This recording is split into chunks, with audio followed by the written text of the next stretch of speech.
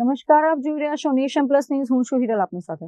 વડોદરામાં મહાનગરપાલિકાની ચૂંટણી માટે ભાજપ દ્વારા ચાલી રહેલી સેન્સ પ્રક્રિયામાં હાઈ વોલ્ટેજ ડ્રામા જોવા મળ્યો હતો.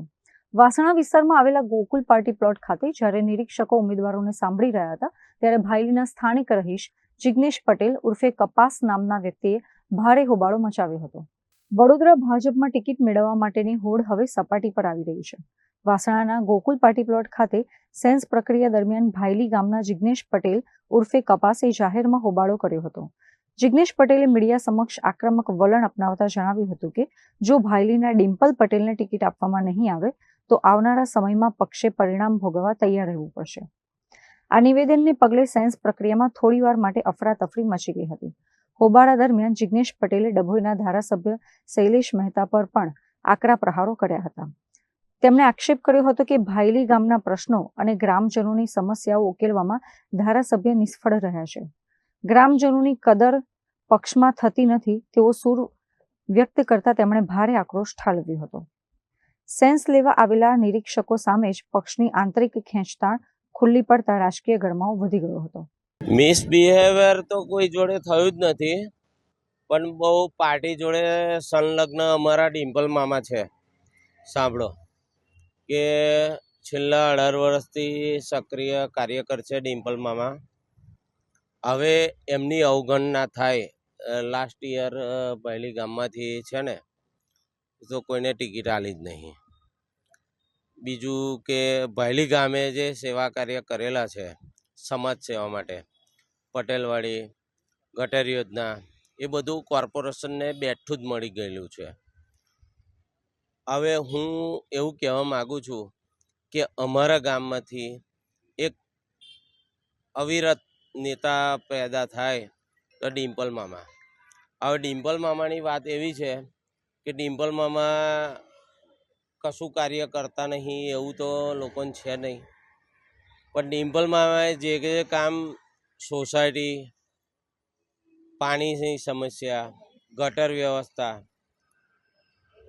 તથા રોડ વ્યવસ્થા જે કરી છે અને ત્યાં કચરાની વ્યવસ્થાનું જે ઉપલબ્ધ ખોટી જગ્યાએ નાખતા હતા ત્યાં કર્યો છે. અત્યારે ડિમ્પલ મામાનું મહત્ત્વ એટલું છે કે ડિમ્પલ મામા શું છે એ મને ખબર છે, પબ્લિકને ખબર છે. હવે પ્રશાસનને એવું તો ખબર નહીં કે આ તે સેન્સ લેવા આવ્યા છે એમને તો બાહ્ય માણસો છે. મને એટલો અંદાજ છે કે ડિમ્પલ મામા, શૈલેષભાઈ, ભાર્ગવભાઈ, બીજું અમારી 2 વિધાનસભા લાગે બરોબર. વિધાનસભામાં એક સમયે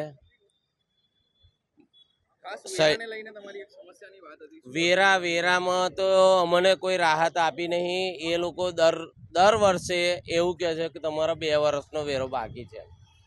એ એમની સિસ્ટમ બદલાતી નહીં અને બદલાવાની નહીં. ડોન્ટ વરી, એ બધો પ્રોબ્લેમ સોલ્વ થશે. બીજું અમારી માગણી કોઈ જ નથી. અમારા ભાયલી ગામમાંથી એક સ્થાનિક નેતા એ કાયમ એવું કહે છે કે તમારી ભૌગોલિક પરિસ્થિતિ વિચારો. તો ભૌગોલિક પરિસ્થિતિને વિચારીને એક જ વસ્તુ એવી થાય છે કે તમે બાહ્ય નેતાઓને લઈને આવો છો તો ભૌગોલિક પરિસ્થિતિ ક્યાં ઊભી થાય છે? બાહ્ય નેતાને ક્યાં ખબર પડે છે કે ભાયલી ગામમાં જિગ્નેશભાઈના ઘર આગળ ખાડો પડ્યો છે બરોબર, તો બીજા ઘેર ખાડો પડ્યો છે. ભૌગોલિક પરિસ્થિતિમાં આ ઉદ્ભવે છે. બીજી વાત, અને આ નેતાઓ આજે કાયમ ભૌગોલિક પરિસ્થિતિ પૂછે છે. અમારા એરિયા અમારે નક્કી જ છે. અને આ જો ડિમ્પલ મામાને ટિકિટ આલે તો છેલ્લા 10 વર્ષથી ડિમ્પલ મામા તો 28 વર્ષથી એ કાર્યરત છે, એમની વાઈફ ને એ બધા. હું તો આજે એક જ વસ્તુ માન્ય રાખું છું કે મામાને ટિકિટ મળવી જોઈએ, ડિમ્પલ મામાને. બીજી વાત, જો ડિમ્પલ મામાને ટિકિટ નહીં મળે ને તો અમે એક એવો બળવો કરીશું, કારણ કે અમે ભાયલી ગામની જનતાએ જ્યારે શૈલેષભાઈ સ્વટ્ટાએ જે વાતો કરી હતી દર્પણભાઈને કે જો ટિકિટ ના મળે તો મન દુઃખ નહીં રાખવાનું. એ બી ભાજપમાં હતા, આ બી ભાજપમાં છે વર્ષોથી. એ મન દુઃખ કાયમ માટે ના રખાય.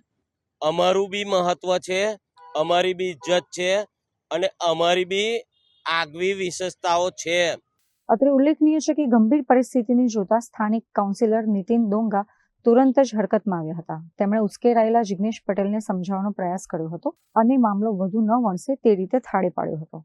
જો કે મીડિયા સમક્ષ અપાયેલી ચીમકી અને ધારાસભ્ય સામેનો રોષ એ સંકેત આપે છે કે આગામી દિવસોમાં ભાયલી અને આસપાસના વિસ્તારોમાં ભાજપ માટે ઉમેદવાર પસંદગી કપરા ચઢાણ સમાન સાબિત થશે. કેમેરામેન નવનીત પરમાર સાથે Chirag Patel, Nation Plus News, Vadodara. સમાચારોના સતત અપડેટ મેળવવા માટે અમારી નેશન પ્લસ ન્યૂઝની યુટ્યુબ ચેનલને સબસ્ક્રાઇબ કરો, બેલ આઇકન દબાવો અને જોડાયેલા રહો ફેસબુક, ઇન્સ્ટાગ્રામ અને ટ્વિટર પર.